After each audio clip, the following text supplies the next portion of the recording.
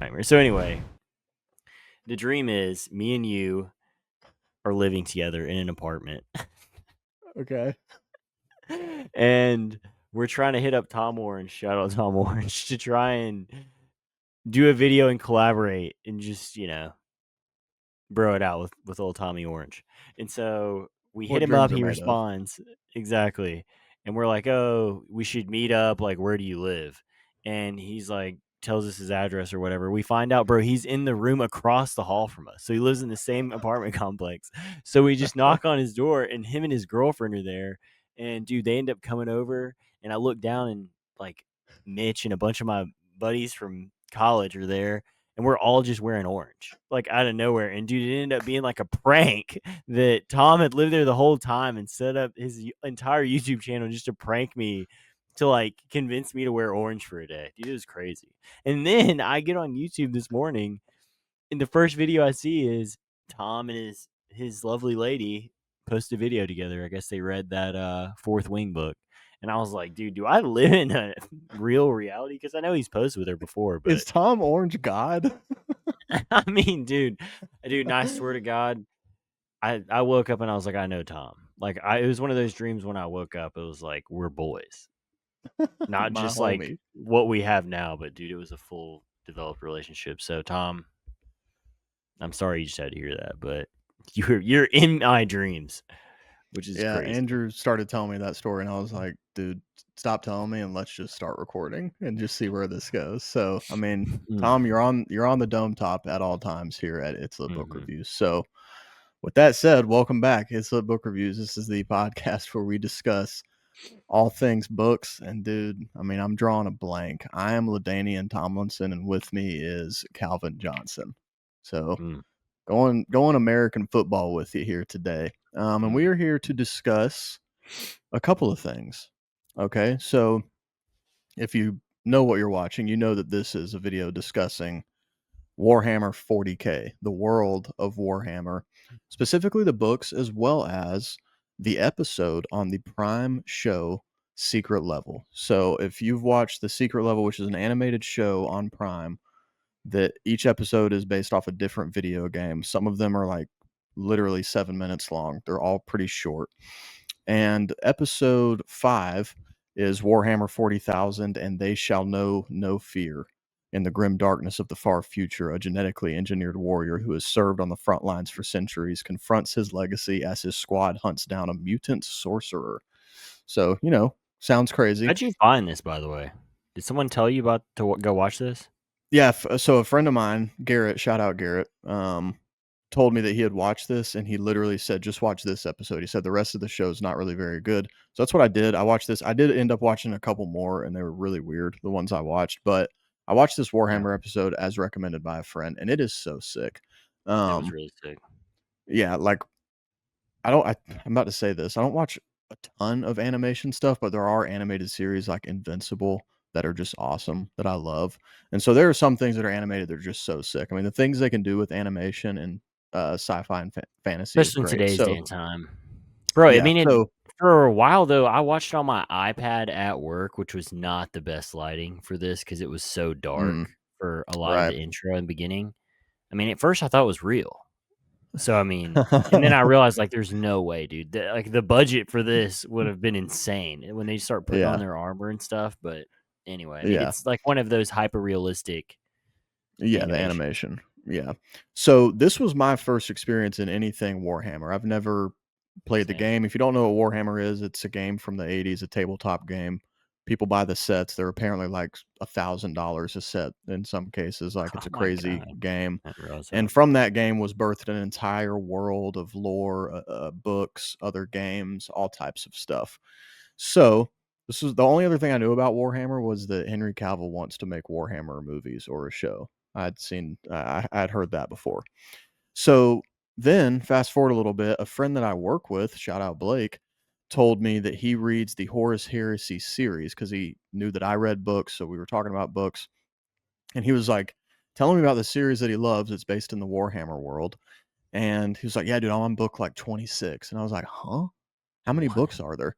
And he said 58. And I was like, no way. And if you go on Goodreads and look Mhm. at the Horus Heresy series, it actually says 58 primary works, 345 total works. So this is a huge world of books. And he recommended that I start the series with book one, which is Horus Rising by Dan Abnett. Now, this book came out in 2006. It's got 33,000 ratings with a 4.24 out of 5 stars on Goodreads. And what we're going to discuss today is, my only apprehension with these books was similar to an experience I had with Star Wars. When I really got into reading years ago, I started reading Star Wars books as like some of the books I read. And some Star Wars books are all right, like shout out Darth Plagueis, that's a great book. But most Star Wars books are honestly not very good literature unless you like Star Wars. Yeah. And I hate to say that because again, some of them are pretty good, but a lot of them are just not great. And my concern was, is this a series where people are taking advantage of something that people like in another way, uh, say the game or whatever, and they're just using that to make money off of books, because that's not that that's what Star Yeah. Wars does, but I just didn't know what to expect because it's not Yeah. the world of it is not original to books. It's being adapted from a game. They're making the world off a game. So I Yeah. was like, is this gonna be good? Is this gonna be real literature, if you will? Not that I'm the arbiter of real literature by any means, but that was my only apprehension. But my friend, I respect his opinion. Great guy. So I was like, surely they're good. So I read Horus Rising, the first book in this series, and we're going to talk about, is it literature? Is it good? Is this series worth getting into? Is this world worth getting into? I read this book. Both Andrew and I watched the episode on Secret Level. So, I mean, before we get into it, just to get the kind of the show out of the way, what did you think about that episode of that show on Prime? I don't know what I thought. I feel like I've seen like Warhammer books in. I feel like I get Warhammer and something else like mixed up. There's like another series that you always see at Barnes and Noble where there's like a million of them, and it's like, is this Mm, real literature? I mean, right. it's bad television here, not knowing what that is off recall, but I thought it was something where it's like almost a Mad Max vibe in space, where it's like having random not utensils, but like random items that are just super large that people are like, I don't know, like a massive just key or something, like just Right. ridiculous looking items that people are killing each other with, which I think is definitely a part of the vibe from watching this, but it was way cooler than I thought. It was way more Mad Max, but in Mm, space. Kind of, at least the vibes I get with, they're wearing full armor right. but Well, and then especially they're with the people they fought, like in the beginning, those yeah. dudes that they encounter at first are straight out of Mad Max. I feel like Oh, yeah, yeah, yeah, and in they're that just episode. getting slaughtered so easily. Yeah, So they get got for the sure. animation though was super cool, man. I Yeah, mean, it's not arcane, but like I don't know. Anytime I see like really cool animation, I just immediately like, oh, I guess this is kind of like arcane because that's like my best. right. Like I don't. I've Your best watched reference for anime. great animation. Yeah, like I've watched a lot of anime and I like anime a lot, like the storylines and the plots and stuff. Hmm. But obviously, the animation of anime is usually like very, you know, it's essentially like a still picture that you'll zoom in on Right, almost, right, right. So Yeah, it's not nearly as like it was just impressive. The animation was yeah, I mean, literally when it I is. called you, I was like, "So why is this not like something?" Like it kind of made me Right. mad. It was like they put so much effort into 15 minutes, which I get. That's probably why it was able to be so high quality, but Right, it almost for felt sure. like a waste because it's like there's so much here. Right. There's clearly something here. This was sick. That was the Yeah, sickest 15 minutes I've ever watched in animation, and yeah. that's it. And who That's all I knows, dude? got. Maybe Now I'm it done. will, with the success of a show like Invincible, where it's made for adults and super violent. Maybe there will Yeah, be a demand for some more Warhammer content. That would be cool because it was sick, and I could see it was myself super watching a sick. show that was like Well, that. I like animated stuff. I'm not someone that I Oh yeah, know me too. I as just I've I just gotten haven't watched a older. ton. Yeah, as I've gotten older, I've just cared less and less what other people think. But anime has that like stigma, Mm, yeah, that I mean, I don't even know why, but then when you watch it, it's like, dude, the storyline. There's some of the best storylines I've ever seen have been in the anime yeah. that I've watched. So, When I you feel like know, my thing with animation too, and sorry to cut you off there, but no, yeah, yeah. like if I'm watching Invincible or like Arcane or anything that's animated that I'm enjoying, I Arcane was feel so like good. part of my mind is not picturing it in anime. Like I'm picturing or animation, I'm picturing it as if they were real. You know what I mean? Because Yeah. it's like real voice acting, and that's what animation is. It's supposed to be depicting something as if it Yeah. were real. Um, so I don't know. But Like I don't, I don't have an issue with it. Again, when the show's really good, like that. What's that other show I watched on Netflix? I can't remember what it's called. It's about Dracula. the Dracula one, yeah. Well, I mean, But the technology now though has caught up to where there's so many things that they just shouldn't even try in real life. They should just straight up do animation. Now that like because I've always loved the plot of anime, but I get it when you watch just straight anime, it can be cringe, like looking at it. But now that it's yeah, kind of caught up, like there's no part of Arcane that's cringe. Like that was no, some of the Arcane's sickest sick. animation, but the plot line is so good too. So it's Yeah, combining both of those things. Whereas if you tried to make that in real life, dude, it would not hit the same. And so we yeah. talk about it with things like Stormlight. I think Or they Red messed up Rising. doing Red Rising would be. I think they could do Red Rising though, real life. I mean, I think it'd I be don't. sick animation. The only way they could do it is if they gave it a It'd be Rings like of Star Power Wars. budget, and it was like Oh yeah, $1 billion, because yeah, it'd true. be so much CGI and like all that Yeah, stuff. that And is that's the problem true. with shows now, man. And like the stream world is stuff's getting has to get pumped out so quickly. Like that's actually I watched a full video, and we're Wheel on of a Time tangent is here, tough, which is dude. classic. Well, Wheel of Time is a good example for live action, but even Invincible, like as great as it is, it's amazing. The animation has definitely taken a dip in the newer seasons because they haven't had Mhm. as much time, and the animation teams are like much smaller.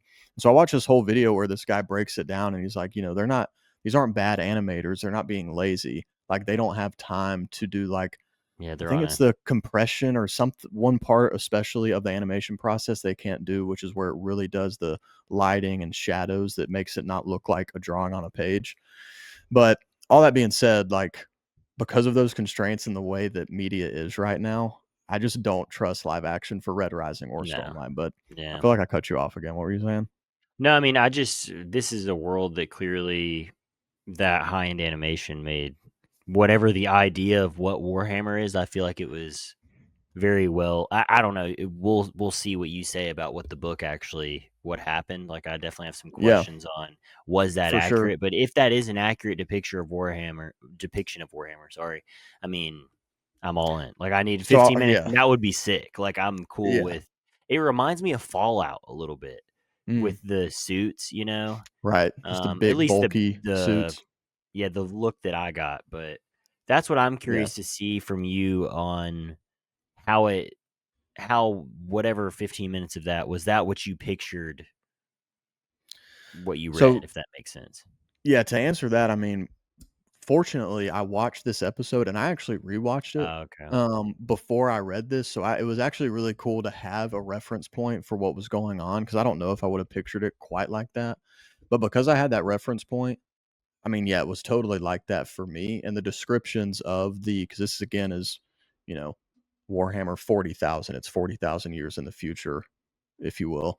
So, it's super high tech space, all this different kind of stuff. I mean, there's crazy stuff going on. It's super high sci-fi. But yeah, I pictured it that way. It's super epic. But yeah, I mean, let's get into the book to discuss that part of it. I'll go ahead and answer the question. This is real literature, and this is above the level of Star Wars for me. I did give this book 4 stars, and just to tell you guys what the book is about, really quick, before we get into it, the synopsis on Goodreads: after thousands of years of expansion and conquest, the human imperium is at its height. His dream for humanity accomplished, the Emperor hands over the reins of power to his war master Horus and heads back to Terra. But is Horus strong enough to control his fellow commanders and continue the Emperor's grand design, or will such incredible power corrupt him? So that's the synopsis of the book. That pretty much tells you what's going on. So to not get into spoilers and just talk about the book itself, then you can ask me some questions for sure. The book is this is definitely it feels like a world building centered series. Mm, And before I say this, I do want to say there are characters and there is some character development, but at least this first book, that's not quite what it is about. The characters are who they are, and they are a part of the story. There is, in particular, especially one character, but there's a little bit with a few, but especially one character, there is changes and development, and he's asked questions about the world they're in and so on and so forth. but it is mostly about the world building, and the action sequences are really fun as well. But the world building and the sci-fi aspect of it are a big focus of this book, as well as just generally the plot. You definitely get the feel in this book, and not in a bad way at all, but you get in the feel that major things are being set up for this story. And when you know going into it that this is the first book of a series that currently has 58 primary works, it makes sense that you are just being set up for a lot of things in the future. But that doesn't make the story feel stagnant or not entertaining. It's still very fun. Again, the action is very intense, and then some other aspects of it. And I don't know if this is. Is this I have first person? How is it written? no. Well, no, it's not. It's like normal third person. Yeah, it's normal third person. Sorry, I just had a Okay. brain fart, and I was like, which one's first and which one's third again? Yeah, it's not like No, Red Rising no, it's where third each chapter person. is like a different And it's character. actually the writing style is not quite what I'm used to, but I really enjoyed it. He has a way of kind of jumping a little bit from character focus, like sometimes within the same chapter. Hmm. But he makes it clear that he's doing that, and it makes sense that he's doing that. He sometimes kind of passes the baton in the story from one character to another, which I feel like he does really well. And there's never a time where you're confused as to who you're experiencing the focus on right now. Because usually, even without it being first person and not being in that person's head, usually the author will make it clear, like, we're seeing things from this person right now, even though Yeah. it's not first person. Um, I wonder so if it's. I wonder if certain people like certain authors more. Because who is the author of this one? this one's Dan Abnett, and the friend that recommended this book to me said that Dan Abnett's probably his favorite, and that makes Okay. sense because it seems like, from what I understand, that Dan Abnett's kind of the leader of the writing team, or maybe was, and he's written a Okay. ton of the Eisenhorn series, which is connected to all of this, and he's also written several books in the Horus Heresy, and obviously he started it. So, um, yeah, I really liked his writing. And again, this book was just really fun and didn't feel like, it was just an easy, fun read. Even with it being Yeah. kind of high sci-fi, it's still nothing's really that confusing. There's obviously huge question marks as far as the story and the world building, but it was a really enjoyable read. I got some Red Rising vibes from it, to be honest, and that's really just from the sci-fi aspects, and the space stuff and kind of the technology. But there's Yeah. also, especially with one group of characters, there's these. It's the best way to explain it. More ancient and Like, are what's the people best word? immortal? Like, what's Yeah, the so vibe of like so who? that's What is crazy it? you say Human that. race So or a quote I wanted to read from the book is, "They had been born immortal only to die in war." And that's a description of the Astartes, which are essentially space marines, and that's the people that you see in the show with the big armor. And okay? they are essentially immortal. They really They're they're only, humans but though. they're going to die. They're genetically enhanced humans, though, so Okay. essentially in this story, the Imperium of Man, which includes, and this is my understanding in book one, knowing nothing about Warhammer. If you know Warhammer and I messed something up, please let me know. But mankind has kind of splintered off, and different splinters have evolved in different ways. And the Imperium of Man, that has the Space Marines, are going throughout the galaxy and destroying alien races and making mankind like the dominant beast in the entire universe. So they basically kill aliens and conquer worlds, and get worlds into compliance, as they call it.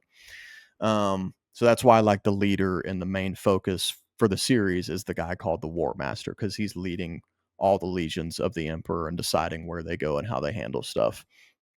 Um, so yeah, they had been born immortal only to die in war. It's one of the hardest quotes I've ever seen. It's a guy talking about the Astartes. It is And hard. I mean, they're so badass. They're made to be like the ultimate warriors.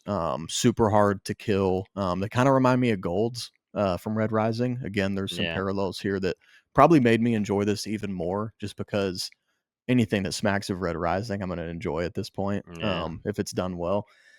So yeah, I mean, it's great, especially if you like that series and you like sci-fi with. Is there magic in this, or is it more technology that is so So advanced it's basically magic? it's definitely more technology, and I don't know if I'm going to get into spoilers by what I'm about to say. So if you don't want to know absolutely anything, you should probably check out. But essentially, the emperor and the Imperium of Man does not believe in God. They are hardcore atheists. They don't think there is a force in the world guiding things, and they're against any kind of religion or superstition, spiritualism, anything like that. They're totally against. But then as the book goes on, especially one particular event, you realize there are, whether it's demons or magic or just Something's going on. elseworld type stuff, there are other things going on. And it's explained by a mechanism that exists in the world that corrupts the world whenever the world comes in contact with it, the universe, if you will.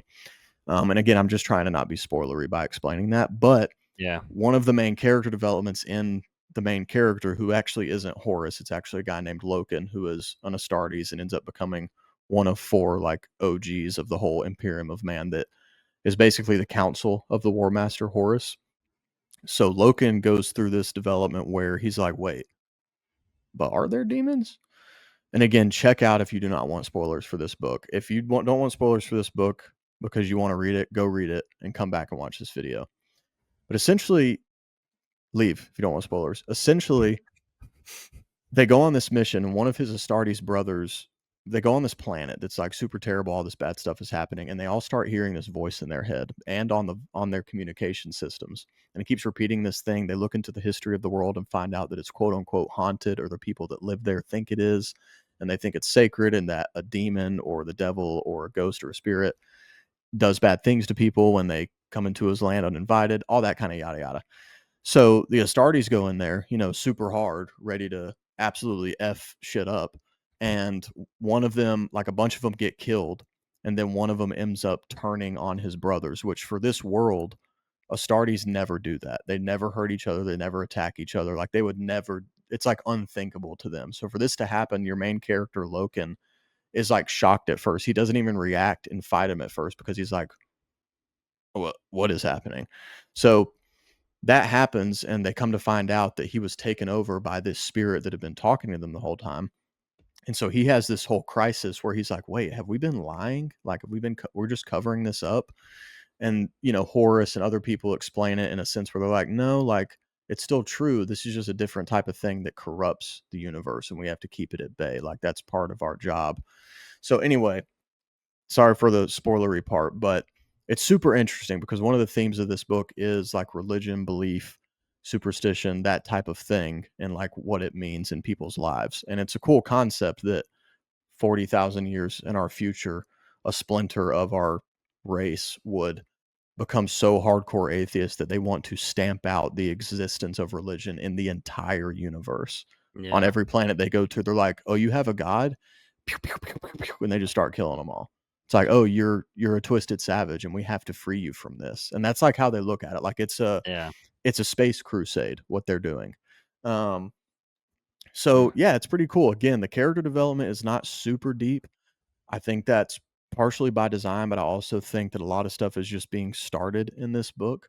Again, there's so many books in the series, so that makes sense. But I mean, yeah, do you feel like I just gave you a good synopsis of what this book is, or are you just more confused? No, I mean, I don't know the be all end all of it, but yeah, I mean, I'm getting a better vibe of.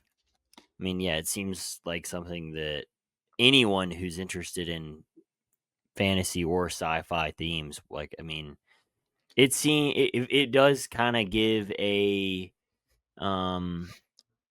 man, what's that game? There's a game that came out not too long ago. Man, my recall is so bad. Someone needs to just put me down. But dude, there's a game it seems very much like this, where it's like a space race. God, dude, I wish I spent $80 on it and played it for like a week and a half, and then I haven't played it again. But it's Destiny? a nah. I mean, this gives Destiny vibes for sure. But anyway, like it gives, you know, it seems interesting. It seems like something that I would like, but it does Yeah, I seem think you would. maybe more simple to where like, yeah, maybe it's not about the characters because we're just gonna hammer world like that's funny. Hammer out the world here. Yeah, Um, it's more which simple I in don't some think's regards, bad. but Yeah, it's not. It's simple. It's simpler in some regards, but again, in the sci-fi aspects of it, it's kind of more complicated in some ways. But yeah, I do think you would really enjoy it. And what I was kind of trying to articulate a moment ago is that in some ways, there's like, again, somewhat similar to Red Rising, there's like an ancient feel to some of it where they either have these Yeah. practices or ideals or philosophies that have a very ancient feel to them, a very pragmatic feel to them. So there's a lot of cool concepts or aspects to this book that I really enjoyed. And I wasn't going into it thinking I wasn't going to like it. Again, I assumed my friend was leading me on the right path and that I would at least enjoy it somewhat.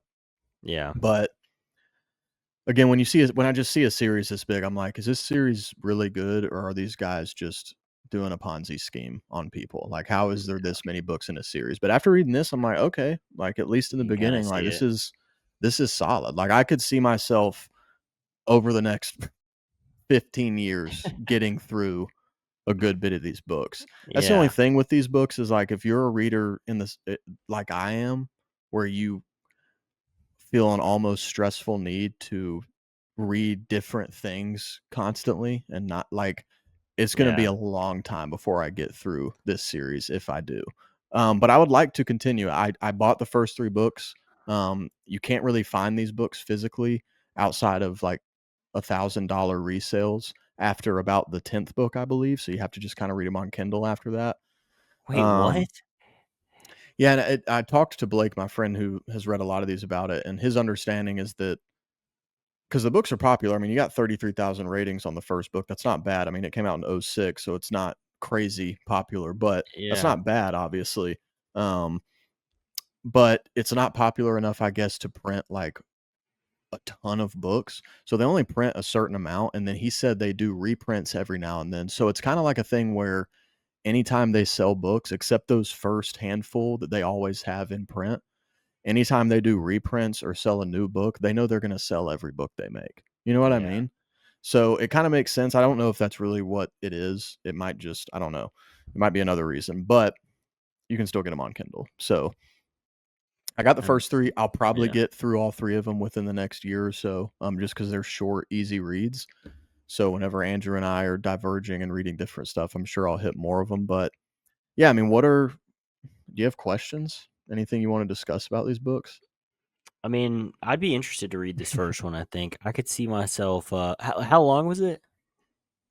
It is 416 pages, Does and it there ain't no and it read notes, pretty so quick? it's yeah, I mean, I read it in a few days. I mean, you and I have both been so crazy busy. The reading has been down, unfortunately, but I still finished it in Yeah. a few days.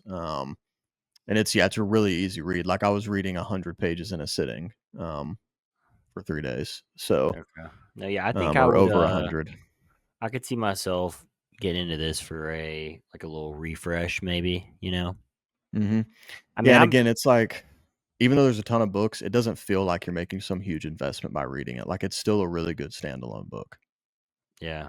It feels like, dude, this could be a not a very accurate depiction. Starfield, by the way, was the name of that game. It just came to me. Oh, nice. Um. Anyway, but it feels like maybe it's one of those things where the world is like a mile wide, but like only an inch deep. So like you're never gonna Mm, go like too deep, but like maybe that's why you can read whatever book you want because it's right. just maybe gonna explore. I don't know. Maybe that's not what's happening, but I Yeah, I still couldn't don't say. mind that. To be honest, that's how Starfield is. It's a game where you can literally like there's like infinite planets you can explore, but like it's Nothing to do not. on them. No, there's some stuff to do, but it's more of an explorer. Like I'm exploring. Like the whole Mm, vibe is I'm exploring. So I'm just gonna keep mm, exploring. I'm not gonna sit and build something on this one planet and stay on this planet for you know what I mean? Like right, it's not like about that. It's about to continue to find new things and unlock new right. things, and that's the vibe I get from this. But I don't know. It's just like people that are One tanks character did unlock a new killing each thing at the other. end of the book that was a major development. He unlocked like an S tier weapon that's going to be a major problem in the rest of the series. That's what's cool is to answer your question, I feel like this answered your question a little bit. Every planet they visit, there is something like very definitive that you learn Yeah. either about the universe or that planet that has an effect on the story. So I will say there is something going on everywhere they go, so it doesn't feel like an inch deep necessarily. And they do a good job of like there's history and culture to any other people or alien species they run into for the most part. Some of them are just like Yeah. savage creatures or whatever, but um that's what's cool, man. This guy gets an S tier weapon like out of a loot box at the end of the book and kind of messes up a major thing that people are trying to do, like messes up diplomatic relations Yeah. essentially by stealing this. And it was referred to earlier in the book as like this weapon of power that like we don't even understand anymore. Like the creation of this is lost to antiquity and it's so dangerous, like we don't even touch this thing because of what it could wreak upon the world. And this dude's just like, let me I'll slide. take that. And absolutely messes up galactic diplomatic It relations. works. I don't know why. That's just what it makes Did a you joke just hit out a of. bias? Yeah. Nice. So yeah, I mean, geez, right into the mic. I'm Why don't I? I'm sold though. I'm sold on like, hey, this isn't maybe the next Dune series, but it's not like like it's that there's Yeah. cool elements. Like there's things that maybe this series does like really, really well. Hmm. Um And and there are it things feels like now that you there's some say good that ideas. this almost feels like heresy, which is, I mean, dude, that's so punny because this Like a series is Horus called the Heresy. Horus Heresy, and then there's also the Heretics of Dune. But there were a couple moments. Please don't misunderstand me. I'm not comparing this series to Dune, but there are a couple moments where a tiny little light bulb is like, "Oh, that's a little Dune esque, like just a little bit." Whether it's like a high mind type of thing or like some type of Like a crazy massive concept. worm that rolls around and Just kills yeah, I mean, people. there's a massive worm that just flops around smashing bodies on one planet. No, I mean, that's not too far actually from kind of well, no, that's not really it. There is this one species though that's so Where insane is that his they fight penis? that has like arms made of crazy sharp razors. But anyway, it's good, man. I mean, if you like sci-fi, I think you will at least I don't think you'll dislike this at all. Yeah. Even if it's not for You you won't and be you don't go disappointed. on, you won't be mad you read it. Yeah. And it's cool to kind of break into a world that obviously has a ton of stock that a lot of people love. Again, people spend like thousands of dollars on sets of this game. And our friend Jake told us the other day that people will spend that kind of money on sets and they don't even play the game. They just like set them up, which is Yeah, I'd wild. Google them like what some of the sets look like, and I'll put some up for people who don't know, but because like I didn't know, and I mean it looks Yeah. crazy. It looks like an insane. I mean, I love board games, and it's like this is one of those like, all right, It's just so next we're level game. we're doing this. Like, I yeah. mean, it looks like people like you would have to, if you're going to have a tournament in this game or something, you'd have to rent out a warehouse and have tables everywhere to be able to set these things Oh, up I'm because they're sure. like huge sets of pieces. Yeah, Am I okay? I dude, don't know. it's 10 Are to you? 20, dude. No, Leave a I'm comment not. if you're not okay. Reach out to the It's Lit Book Reviews helpline. Um, Sure. so yeah, I think you should read this if you're into this kind of stuff. If you're not into sci-fi, this probably is not for you, to be honest. Probably not going to be your thing. And I would definitely say if you've never gotten into this world and you wouldn't mind watching what was it, 11 minutes that episode, or was it like 15 15. It was like maybe? 18, but 15 of it was the actual video. Like not the credits and Yeah. stuff. Yeah, so check that out on Prime if you have that. Watch that quick episode and see if it's something that you might want to dive into the world more. But I don't see it's many people definitely, not liking that episode. I mean, that episode yeah, I was mean, I sick. don't, yeah. Unless you just dislike animation or don't like sci-fi space stuff, there's no way If you're you not gonna don't like like it. violence, yeah, in space, Yeah, then that's yeah, you true. won't like it. But if Yeah, and you're who doesn't like violence interested in in, space? I mean, yeah, come on. exactly. So I feel like this is similar to a lot of other things. This is like an adult version of Star Wars almost in a lot of ways. Like it's Yeah, very violent, lots of high mind concepts, if you will, but totally recommend it. It's certified 4 out of 5 stars, which is a really good review. Um, 4.24 on Goodreads. So I mean, it's solid. I don't think you'll regret it if you get into it. maybe I'll read it Okay. this year. Maybe. Yeah, maybe. So yeah, if you're into Warhammer and you know more about it, and I totally just fudged everything up, please let me know. But I think that's it for It's the Book Reviews on Warhammer 40K. Bye, guys. and maybe a See you, Tom. girl or two. See you, Tom.